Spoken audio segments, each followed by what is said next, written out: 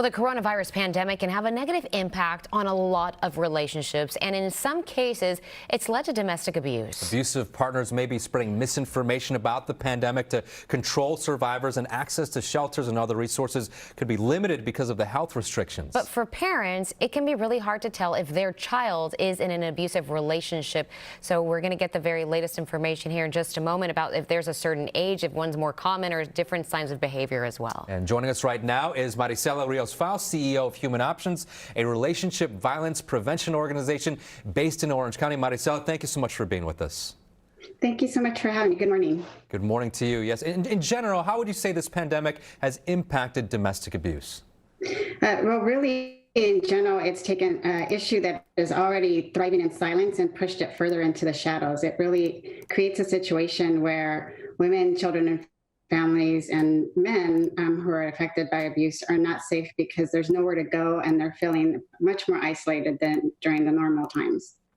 And Maricela, for parents, what are some signs of abusive relationships we can look for? And is there really an age group? I know it probably could be more common for teenagers, but at this point, everyone's online right now. That's correct. It is more common for teenagers, especially, and digital abuse is more common among teenagers because they're connected to their phones so much. I would say, in terms of age, we've seen kids who are in abusive relationships as young as 10 years old, which is amazing because essentially they think they have a boyfriend or someone who's interested in them and unsure how to navigate the world. For teenagers, digital abuse becomes much more intense because they live their lives online, right, and using social media apps. And if a parent thinks their child is a victim in an abusive relationship, what would your advice be? What is the best way to approach your teen? Because we know teens sometimes really keep to themselves, don't share a lot of information.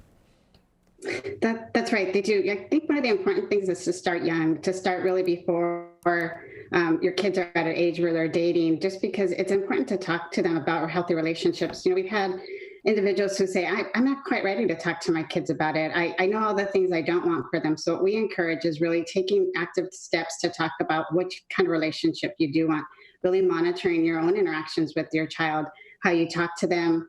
Sometimes we use this very forceful language, or we say, you're going to do this because this is what I've asked you to do, but really engaging them in dialogue and making sure that our conversations with our teens and young kids are also built on mutual respect.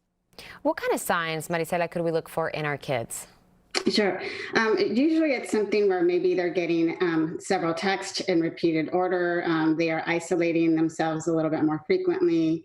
Maybe they started dressing differently. They're withdrawing from their friends, withdrawing from their family, really much more, feel like they have to respond to their boyfriend or their partner immediately. Those are all things to be mindful of.